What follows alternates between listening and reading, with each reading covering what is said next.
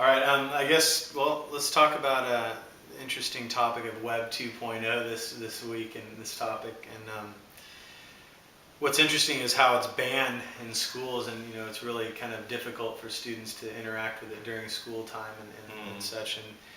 And I'm just interested in thinking about what this means for us as teachers, and why would we be discussing this in the first place?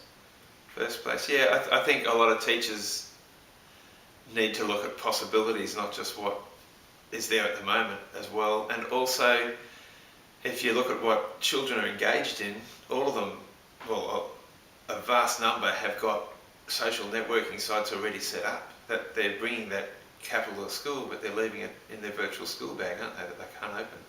So if it's what the children are interested in and it engages them, they're obviously getting something for using that literacy, but we're not privileging that in the classroom.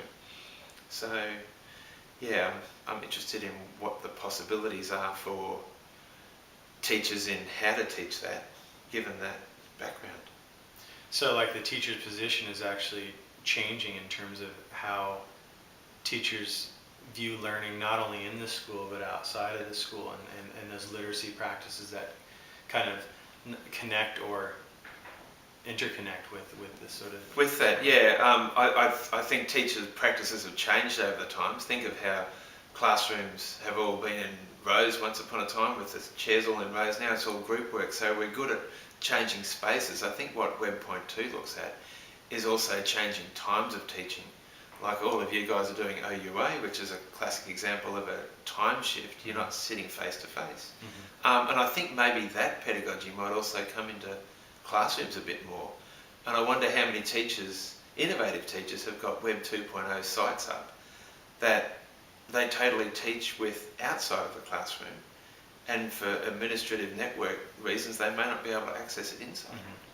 And I think that's another thing to be aware as teachers, and positioning themselves within the Web 2.0 is to look at, for example, I told you about the teacher that was actually bombarded by students on their personal MySpace page, and something to be aware of as teachers to think about that as you're creating these sort of spaces outside of the sort of administration of either the university or the public school or the private school. Yeah. And I suppose the other thing to identify is maybe you can bring this into the classroom in a confined sort of way, using NextG modems and roving wireless technology, where you're not bound by the administrative understandings of the network, but you can actually bring that stuff up on your own laptop, put it up on the electronic whiteboard and go through it with the children and unpack some of the things that they might not get unpacked in their bedroom at night time. So, and I suppose the way to do that would be to actually flag with the principal, is it okay if I do this? These are the sites I'm going to show. These are the ethical principles I'm going to go through, and these are the things I'm going to do if there's some sort of risk goes on. And so you're not throwing the whole thing up in the air, and you're just slowly introducing that. And maybe that's I see Web 2.0 technology, because it's banned in schools at the moment, as the next metaphor of group work, and the chairs being all in a nice little circle. At the moment they're all in a row with this Web 1.0, and we haven't even moved to Web 2.0. Maybe the teachers who are going to introduce this stuff will be the innovative ones.